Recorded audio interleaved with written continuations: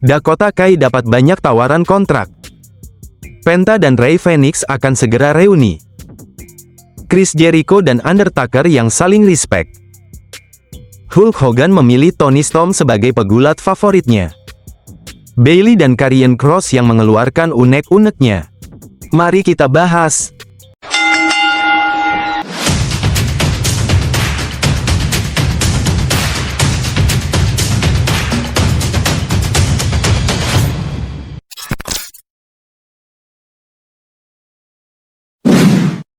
Dakota Kai dapat banyak tawaran kontrak.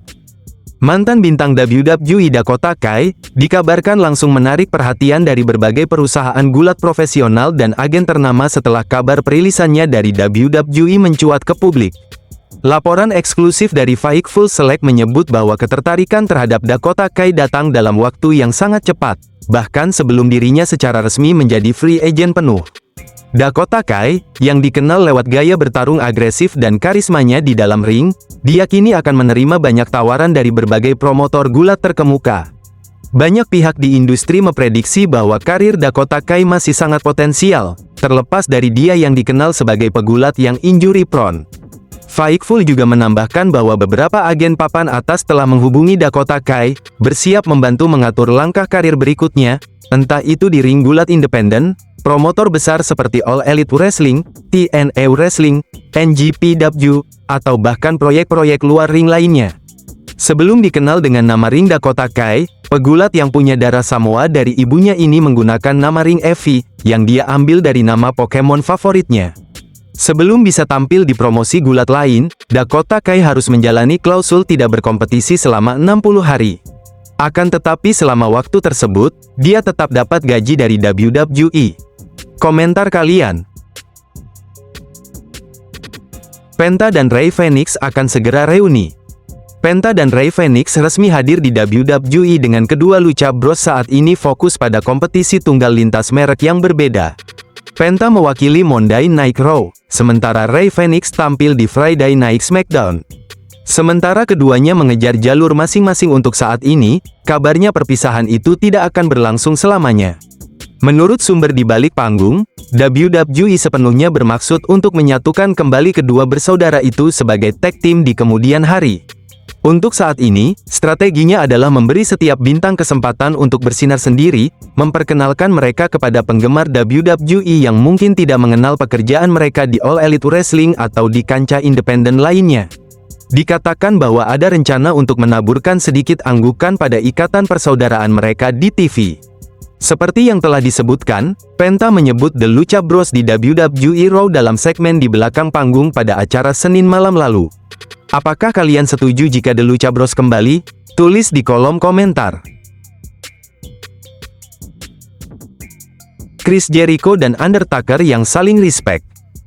WWE masih bernama WWE Federation. Relasi antara Chris Jericho dan para pegulat senior WWF ketika itu sebenarnya kurang bagus dan Undertaker adalah ketua locker room di masa itu. Jericho dan Undertaker ini memang punya kepribadian yang sangat kontras berbeda. Taker tipikal karyawan senior yang kaku dan taat pada peraturan sehingga bisa cukup akrab dengan bos. Sementara Jericho ini karyawan yang sangat berbakat tetapi dia dikenal bandel.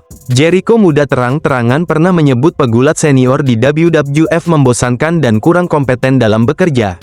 Pegulat senior macam Undertaker saja tidak bisa melakukan promo yang bagus. Dia ketika itu Jericho anggap sukses karena menang di gimmick saja.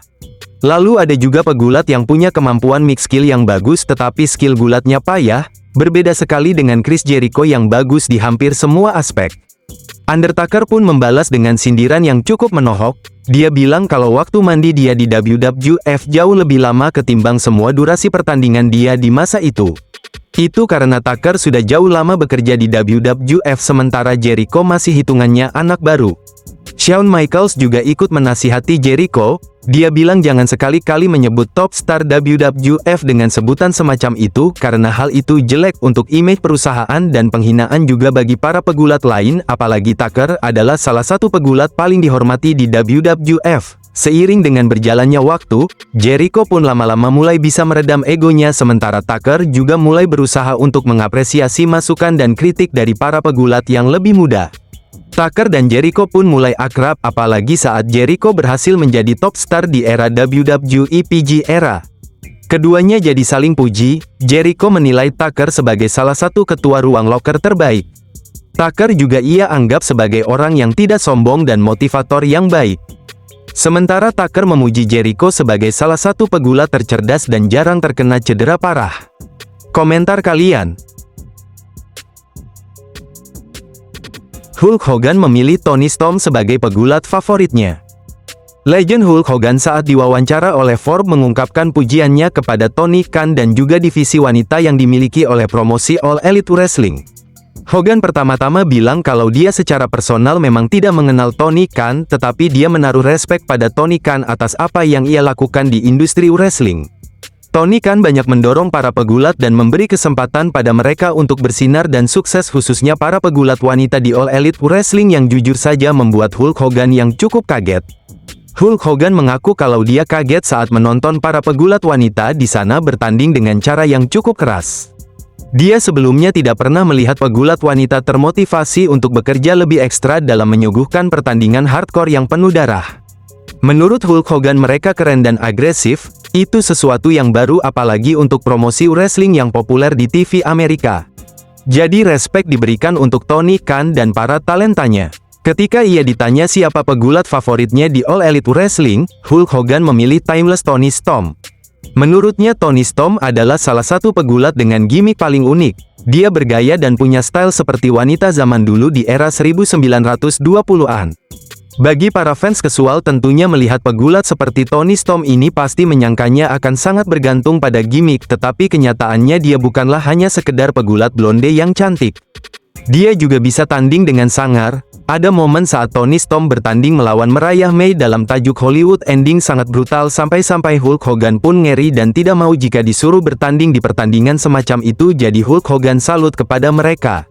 Komentar kalian. Bayley dan Karrion Kross yang mengeluarkan unek-uneknya. Baru-baru ini Bayley dan Karrion Kross mengungkapkan unek-uneknya sebagai pegulat di WWE. Mereka agak kecewa karena jadi karyawan yang baik dan penurut di WWE ini malah sayangnya kurang diapresiasi oleh atasan. Bayley memang seorang top superstar di divisi wanita, tetapi dibanding pegulat Four Horsewomen WWE lain dia paling kurang bersinar. Karrion Kross bahkan lebih miris. Dari awal direkrut WWE sebenarnya dia digadang-gadang akan menjadi pegulat andalan WWE, tetapi sampai sekarang karir dia memang belum ada peningkatan yang berarti. Dia bahkan sempat dipecat dan dibuat seringkali kalah. Di podcast Sam Roberts, Karrion Kross secara tak langsung curhat kalau dia sebenarnya sangat kesal ketika seorang AJ Styles kalah oleh Logan Paul.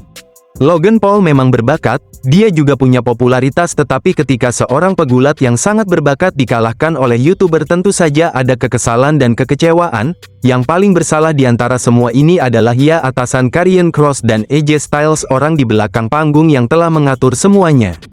Karrion Kross dalam hatinya ingin kalau AJ ini mencoba untuk melawan.